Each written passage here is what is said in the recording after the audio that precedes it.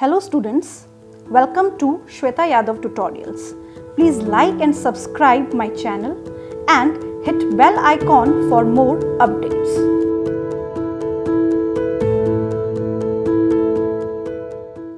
Last video में हमने portal system के बारे में पढ़ा था। इस वीडियो में हम पढ़ेंगे लिम्फेटिक सिस्टम के बारे में। Lymphatic system open circulatory system है। बॉडी में हमारे दो टाइप के सर्कुलेटरी सिस्टम है, ब्लड सर्कुलेटरी सिस्टम और lymphatic system. Blood circulatory system में जो ब्लड फ्लो होता है वो होता है क्लोज्ड वे में, यानी कि the blood is flowing within the blood vessels.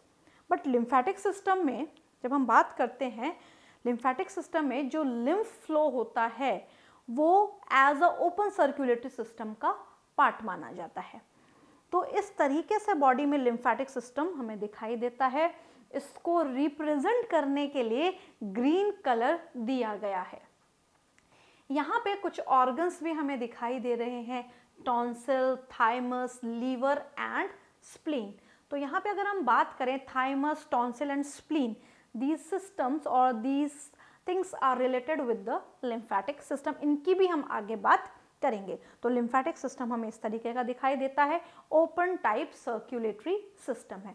Lymphatic system में तीन चीजें होती हैं, lymph vessels and lymph nodes. Lymph vessels and lymph nodes. जब हम बात करते हैं लिम्फ वेसल्स की, तो यहाँ पे हम दो चीजें पढ़ते हैं। एक हम पढ़ते हैं लिम्फेटिक वेसल में लिम्फेटिक वेन, और दूसरा हम पढ़ते हैं लिम्फेटिक कैपिलरीज। यहाँ पे दो चीजें हम पढ़ते हैं, और लिम्फेटिक नोड्स जो कि बहुत ज्यादा इंपॉर्टेंट हैं।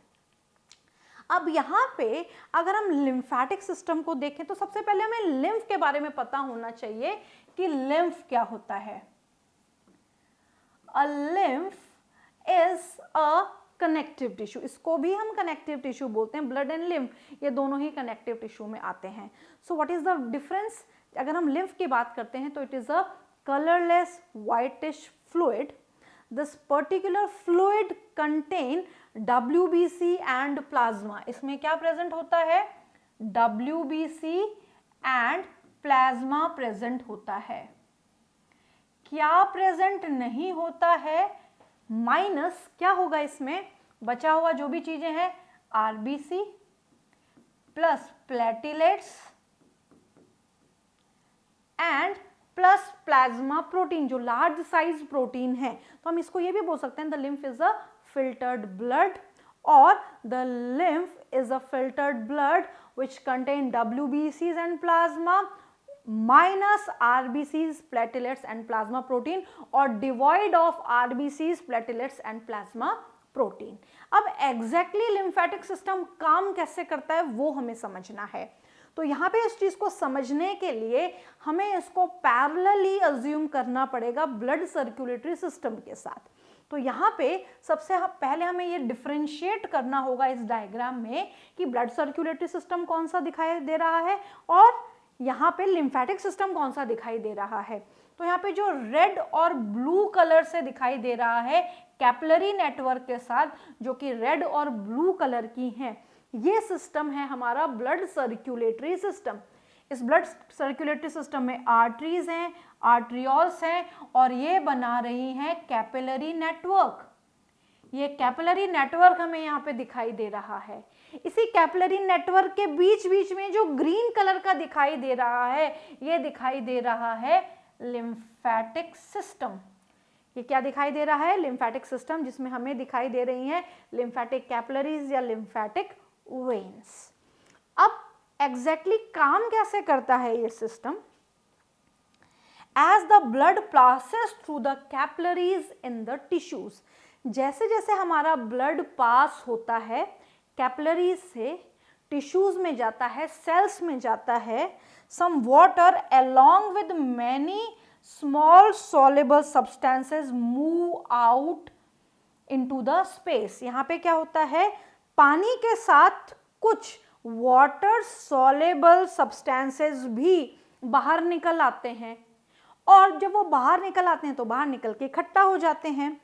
बिटवीन द सेल्स, कहाँ कहाँ पे इकट्ठे हो जाते हैं, सेल्स के बीच बीच में, of tissue living the large protein and most of the formed element in the blood, यानी कि बहुत सारे फॉर्म्ड एलिमेंट ब्लड में रह जाते हैं और लार्ज साइज प्रोटीन रह जाते हैं। एग्जैक्टली कैसा होता है ये, यहाँ पे हम कुछ कलर से समझेंगे। जैसे यहाँ से आर्टरीज की हेल्प से ब्लड आया और आर्टरीज डिवाइड होके आर्टरीज ने बना लिया एक नेटवर्क, इस तरीके से ये ऑक्सीजनेटेड ब्लड आ रहा है। इसी के साथ साथ पैरेलली हम बना लेते हैं डीऑक्सीजनेटेड ब्लड को भी, तो यहाँ पे आ गया हमारा डीऑक्सीजनेटेड ब्लड फ्लो, ये आ गया डीऑक्सीजनेटेड ब्लड फ्लो, और यहाँ पे ये कनेक्ट हो गई हैं कैपिलरीज। तो इसको अगर हम लेबल करें तो कैसे करेंगे, यहाँ पे ये जो रेड कलर वाला पार्ट है, ये वाला पार्ट है आर्टरी या आर्टेरियोल्स का, यहाँ पे ये है capillary network, this is a capillary network, और ये है वेन। तो जब ब्लड आर्टरीज से होते हुए वेन्स में जा रहा है, इस तरीके से आर्टरी से होते हुए जब ब्लड वेन में गया, तो यहाँ पे बीच में कैपिलरी से होके भी गुजरा, और जब ये कैपिलरी से होके गुजरा तो यहाँ पे इसका कुछ कंटेंट बाहर निकल आया, और कहाँ पे निकल आया, हमारी सेल्स के आसपास। ये हमारी सेल्स हैं, ये हमारी सेल्स हैं, तो हमारी सेल्स के आसपास इन्होंने अपना कंटेंट रिलीज कर दिया। ये हमारी सेल्स है या टिश्यूज का पार्ट है। तो जब ये बाहर निकल गया, क्या क्या निकला, वाटर निकला, वाटर सॉल्युबल सब्सटेंसेस निकले, कहाँ पे इकट्ठे हो गए, सेल्स के आसपास, टिश्यूज में जो सेल्स थी उनके आसपास, यानी कि इस पर्टिकुलर फ्लूइड को हम क्या बोलेंगे, इंटरस्टिशियल फ्लूइड, इंटरस्टिशियल फ्लूइड या एक्स्ट्रा सेल्यूलर फ्लूइड। अब यहाँ पे क्या होगा, इसको रिसीव करने के लिए ये रिसीव किया जाएगा, और इसको रिसीव करने के लिए कौन प्रेजेंट होगा बॉडी में, लिम्फेटिक सिस्टम होगा। तो लिम्फेटिक सिस्टम क्या करेगा, लिम्फेटिक कैपिलरीज की हेल्प से इसको इकट्ठा करवाएगा और फिर से ये हार्ट को सप्लाई किया जाएगा। इसी चीज को हम पढ़ेंगे। तो इस तरीके से ये बाहर निकला, ये हमारी सेल्स हैं, सेल्स के आसपास फ्लूइड इकट्ठा हो गया। अब यहाँ पे क्या होगा, जो इकट्ठा हुआ फ्लूइड है उसी को हम क्या बोलेंगे, उसी को हम बोलेंगे lymph. So lymph is a colorless fluid containing specialized lymphocytes। यहाँ पे कुछ lymphocytes भी हैं, इसके साथ साथ lymphocytes क्या हैं, WBC का पार्ट है, तो यहाँ पे lymphocytes हैं, और lymphocytes की हेल्प से ये पूरा एक सिस्टम बना लेते हैं, और इसी को हम क्या कहते हैं, लिम्फेटिक सिस्टम। यानी कि लिम्फेटिक सिस्टम में लिम्फोसाइट्स या लिम्फ नोड्स भी होंगे। यहाँ पे हम लिम्फ नोड्स जब आगे पढ़ेंगे तो वो भी लिम्फोसाइट्स प्रोड्यूस करते हैं। अब यहाँ पे द फ्लूइड रिलीजेस और released out is called interstitial fluid और टिश्यू फ्लूइड। इसको हम क्या बोलेंगे, इंटरस्टिशियल फ्लूइड और टिश्यू फ्लूइड और extracellular fluid. Extracellular fluid, इसको एक्स्ट्रा सेल्यूलर फ्लूइड भी बोला जाता है। ये इंपॉर्टेंट लाइन है। It has same mineral distribution as that in the plasma. इसमें जो लिम्फ होता है, लिम्फ में और प्लाज्मा में मिनरल डिस्ट्रीब्यूशन बिल्कुल सेम होता है, क्योंकि जो liquid portion of the blood है वही तो बाहर निकल के आया है, and the liquid portion of the blood is known as plasma. तो यहाँ पे मेनली प्लाज्मा का पार्ट आया है, तो यहाँ पे कॉम्पोजिशन समवॉट सेम होता है। The exchange of nutrients gases between the blood and the cell always occur through this fluid। बहुत इंपॉर्टेंट लाइन है, गैसेस का एक्सचेंज, न्यूट्रिएंट्स का एक्सचेंज इसी फ्लूइड की सहायता से होता है, क्योंकि ब्लड कैपिलरीज से ऑक्सीजन आया, ऑक्सीजन इंटरस्टिशियल फ्लूइड में आया, फ्लूइड में आके फिर वो कहाँ जाएगा, वो सेल्स में जाएगा। तो यहाँ पे जो भी एक्सचेंज हो रहा है इस पर्टिकुलर फ्लूइड की मदद से हो रहा है। अब यहाँ पे ये काम कैसे करता है, और ये बहुत इंपॉर्टेंट है। An elaborate network of vessels called the lymphatic system collect this fluid and drain it back to the major vein। बहुत सारी वेन्स मिलके इस फ्लूइड को कलेक्ट करती हैं और कलेक्ट करके मेजर वेन को दे देती हैं, which are responsible for the immune response of the body। वो किसके लिए रिस्पॉन्सिबल है, वो इम्यून रिस्पॉन्स के लिए रिस्पॉन्सिबल है।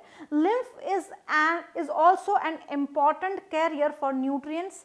लिम्फ भी ब्लड की तरह इंपॉर्टेंट कैरियर है, यानी कि ये न्यूट्रिएंट्स को कैरी करता है, हॉर्मोन्स को कैरी करता है, एज वेल एज ये फैट्स का डिस्ट्रीब्यूशन भी करता है।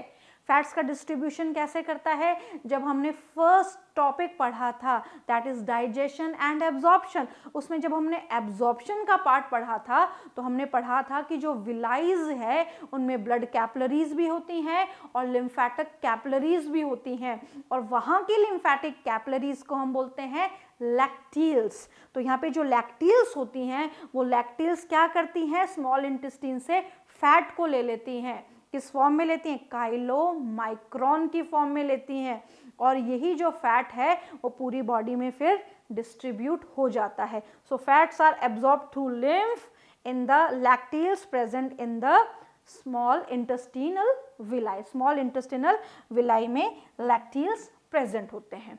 ये तो बात हो गई कि लिम्फ क्या है और वो क्या काम करता है, वो क्या कैरी करता है। अब काम हमें देखना है तो ध्यान से हम देखेंगे, ये एक्स्ट्रा सेल्यूलर फ्लूइड है, यानी कि ये है लिम्फ।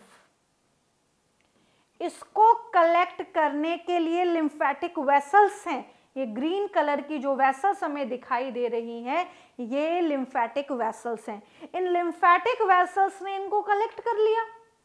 अब कलेक्ट करते करते बीच बीच में इनका सामना हुआ लिम्फ नोड से। अब इनका सामना क्यों हुआ लिम्फ नोड से, वो बहुत इंपॉर्टेंट बात है कि जब ब्लड फिल्टर हुआ था तो ये सेल्स के आसपास इकट्ठा हुआ था। सेल्स के आसपास हो सकता है बॉडी इन्फेक्शियस हो, कोई पैथोजन वहाँ पे हो, तो यहाँ पे किसी भी चीज़ के इन्फेक्शन से बचाने के लिए यहाँ पे जो लिम्फ नोड्स होते हैं ये क्या करते हैं, इसको प्यूरिफाई करते हैं बिफोर डिस्ट्रीब्यूशन, यानी कि डिस्ट्रीब्यूट करने से पहले या हार्ट को सप्लाई करने से पहले लिम्फेटिक नोड्स क्या करते हैं, इस लिम्फ को प्यूरिफाई करते हैं। तो यहाँ से लिम्फेटिक वेसल्स में ने लिम्फ कलेक्ट किया, कलेक्ट करते करते यहाँ पे कलेक्टिंग डक्ट। कलेक्टिंग डक्ट का यहाँ पे मतलब क्या है कि कलेक्टिंग डक्ट का यहाँ पे मतलब है कि हमारे कंधों के पास यहाँ पे सब क्लेवियन वेन होती है, या हम कहते हैं उसको थोरैसिस डक्ट या सब क्लेवियन वेन। ये जो सब क्लेवियन वेन है ये वेन वेना कैवास के साथ एसोसिएट करके हार्ट के राइट एट्रिया में खुल जाती है। जो भी चीज़ बाहर निकली थी उसको दोबारा से हार्ट को दे दिया जाता है। तो यहाँ पे क्या हो रहा है, लिम्फेटिक वेसल्स ने इसको कलेक्ट किया, कलेक्टिंग डक्ट को दिया, और कलेक्टिंग डक्ट को देके ये हार्ट के वीनस सिस्टम में आ गई। वीनस सिस्टम का मतलब है कि ये हार्ट के साथ राइट एट्रिया में आ चुका है सब क्लेवियन वेन के थ्रू। यहाँ पे नाम भी बहुत इंपॉर्टेंट है, सब क्लेवियन वेन। ये सब क्लेवियन वेन इसको ड्रेन कर देती है राइट एट्रिया में। अब क्वेश्चन ये है कि यहाँ पे जो लिम्फेटिक वेसल्स हैं वो किस तरीके से काम करते हैं। एक इंपॉर्टेंट बात यहाँ पे ये है कि जब लिम्फ फ्लो करता है तो यूनिडायरेक्शनली फ्लो करता है, उसका बैक फ्लो नहीं होता, यानी कि वो एक ही डायरेक्शन में फ्लो करता है, क्योंकि जो लिम्फेटिक वेसल्स होती हैं इनमें भी वेल्व होते हैं और ये जो वेल्व हैं ये बैक फ्लो को रोकते हैं। और एक बहुत इंपॉर्टेंट बात, जो हमारी ब्लड वेसल्स हैं वो ओपन एंडेड नहीं होती, वो क्लोज एंडेड होती हैं, बट जो लिम्फेटिक वेसल्स हैं वो होती हैं ओपन एंडेड। इस तरीके से इनके जो एंड्स होते हैं वो खुले हुए होते हैं, तो लिम्फ इनमें आसानी से एंटर कर जाता है और एंटर करके यूनिडायरेक्शनली फ्लो होता रहता है। तो इस तरीके से जो चीज़ ब्लड सर्कुलेटरी सिस्टम ने छोड़ी थी वो लिम्फेटिक सिस्टम ने पकड़ ली, और इसीलिए लिम्फेटिक सिस्टम को हम क्या बोलते हैं, या लिम्फ को हम क्या बोलते हैं, middle man between the blood circulatory system and the body. ये तो हो गई इससे रिलेटेड जनरल बातें। अब यहाँ पे हमने पढ़ा है कि एक स्प्लीन नाम का भी ऑर्गन है, उसकी इस सिस्टम में क्या इंपॉर्टेंस है। So here spleen is important. Why it is important? सबसे पहले तो हम स्प्लीन की लोकेशन देखें। लोकेशन वाइज जो हमारा स्टमक है, इस स्टमक के लेटरल साइड में ये प्रेजेंट होता है। It is located in the lateral side of the stomach and it is mesodermal in origin. ये मेसोडर्मल इन ओरिजिन है, स्टमक के लेटरल साइड में ये प्रेजेंट होता है। ये लार्जेस्ट लिम्फ नोड है। It is a largest red colored, it is the largest red colored lymph node. It is largest red color lymph node. इसको हम बहुत सारे नाम देते हैं। It is graveyard of RBC और ब्लड बैंक ऑफ बॉडी। अब इसकी इंपॉर्टेंस क्या है? इट्स मैक्रोफेजेस एनगल्फ और phagocytes and destroy worn out blood cells, pathogens and cell debris। बहुत इंपॉर्टेंट बात है कि मैक्रोफेजेस क्या करते हैं? वो खा जाते हैं। किसको खा जाते हैं? जो भी पुरानी ब्लड सेल्स होती हैं उनको, या पैथोजन को, या सेल डेब्रीज हैं उनको खत्म कर देते हैं। फैगोसाइटोसिस का मतलब है उनको खा जाना, उनको डिस्ट्रॉय कर देना। तो पहला काम तो इसका ये हो गया। In the embryonal stage, embryonic stage में जो स्प्लीन है वो आरबीसी भी प्रोड्यूस करती है। Spleen also produces RBC. कब? जब एम्ब्रियोनिक स्टेज में होते हैं हम, तब। Next, some antibodies are synthesized here. ये कुछ एंटीबॉडीज भी बनाती है। Spleen also store iron. Spleen iron को भी स्टोर करती है। Spleen, liver and kidney, these three are called blood filter apparatus of the body। Spleen, liver और किडनी को ब्लड फिल्टर एपरेटस भी बोलते हैं कि ब्लड को ये फिल्टर करती हैं। Spleen plus liver, RBC filtering apparatus. Spleen और लीवर को हम क्या बोलते हैं? आरबीसी फिल्टरिंग एपरेटस बोलते हैं। तो ये तो हो गया सारा इंट्रोडक्शन स्प्लीन के बारे में। एक तो ये हो गया। एक होते हैं लिम्फ नोड्स। जो लिम्फ नोड्स होते हैं वो भी क्या करते हैं? एंटीबॉडीज प्रोड्यूस करते हैं। और एंटीबॉडीज हमारे लिए क्यों ज़रूरी हैं? हमें बीमारी से बचाने के लिए ज़रूरी हैं। तो ये तो हो गया लिम्फेटिक सिस्टम के बारे में। अब अगर हम ब्लड और लिम्फ का कंपैरिजन करें, उनका डिफरेंशिएशन करें, तो इन दोनों में क्या अंतर है?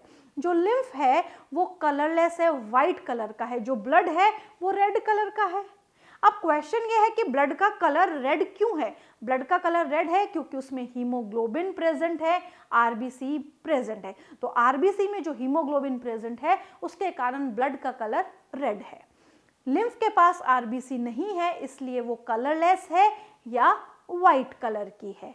नेक्स्ट इंपॉर्टेंट बात, जब हम बात करते हैं लिम्फ की, तो हम बोल रहे हैं कि जो लिम्फ है उसमें डब्ल्यूबीसीज है, पर डब्ल्यूबीसीज का जो काउंट है या नंबर है वो ब्लड में ज़्यादा होता है कंपैरेटिव टू लिम्फ। लिम्फ में डब्ल्यूबीसीज तो होते हैं बट कंपैरेटिवली कम होते हैं।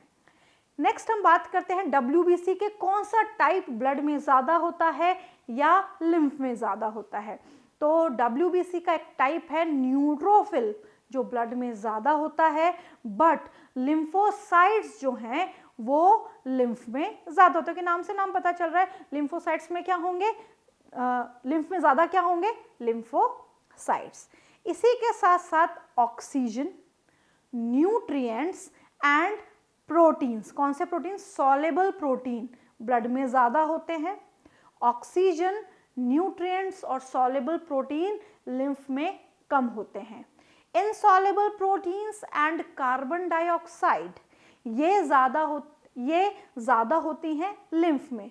तो जो चीज़ लिम्फ में ज़्यादा है वो ब्लड में कम हो जाती है, यानी कार्बन डाइऑक्साइड ब्लड में कंपैरेटिवली कम होती है।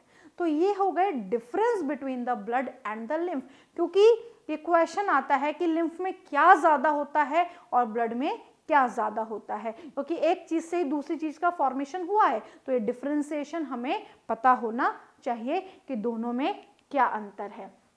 सो यहाँ पे ये बहुत ही important topic that is body fluids and circulation बच्चों आज आपका खत्म हो जाता है।